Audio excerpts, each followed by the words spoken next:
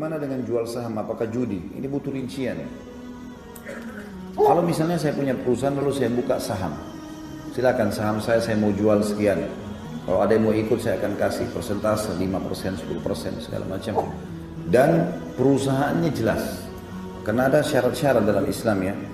Untuk menjadikan pendapatan itu halal, harus modalnya halal, harusnya sistemnya halal, harusnya produknya halal.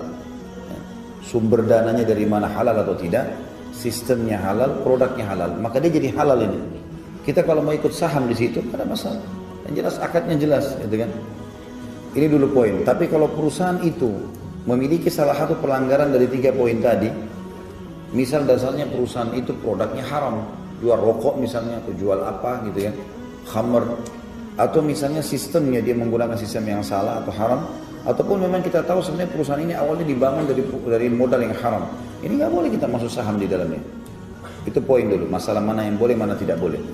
Rincian yang lain teman-teman sekalian, saham juga ini tidak bisa hanya sekedar sesuatu yang tidak kelihatan.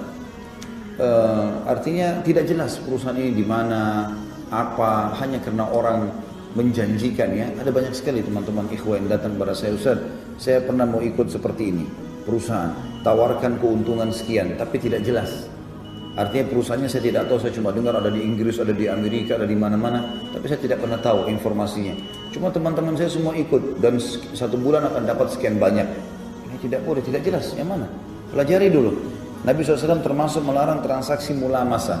Mulamasa itu teman-teman begini, contoh sederhananya.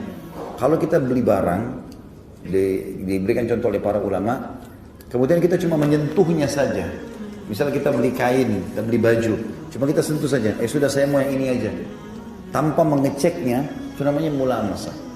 Dilarang oleh Nabi SAW, tidak boleh. Karena nanti kalau kita ambil, tanpa dicek, kemudian kita pergi dan rusak, ada rusaknya, maka belum tentu bisa dikembalikan.